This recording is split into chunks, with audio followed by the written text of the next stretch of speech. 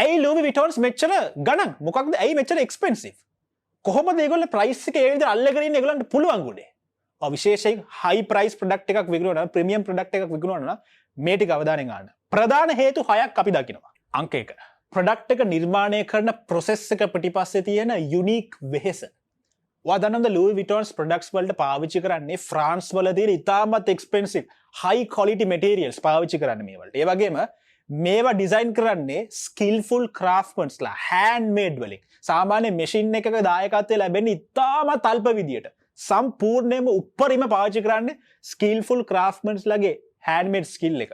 ඔයා දන්නවද මේ වගේ ස්කිල්ෆුල් ක්‍රාෆ්ට්මන් කෙනෙක්ව බිහි කරන්න සාමාන්‍ය අවුරුදු 2කට වැඩි ප්‍රැක්ටිස් එකක් තියෙන්න ඕනේ කියලා. අවුරුදු 2කට වැඩි ප්‍රැක්ටිස් එකක් තියෙන්න ඕනේ. ඒ වගේම සමහර කොටස් තියෙනවා ඒ කොටස ඇසෙම්බල් කරන්න. ඒ කියන්නේ ඒක ඒ ප්‍රොඩක්ට් එකට ඇතුළු කරන්න පියවර 300ක ස්ටෙප්ස් එකක් තියෙනවා. ඒ තරමට සියුම් විදියට මැනුවලි මේවා කරන්නේ. එතකොට ඔයාට ලැබෙන ප්‍රොඩක්ට් එකට විතරක් නෙවෙයි මේ ප්‍රයිස් එක තියෙන්නේ. ඒක පිටිපස්සේ තියෙන ප්‍රොසෙස් එක. ඒ යුනික් කස්ටමයිස් ප්‍රොසෙස් එකට ඒ ස්ටෝරි එකටත් එක්ක තමයි මේකේ වටිනාකම තීරණය වෙන්නේ.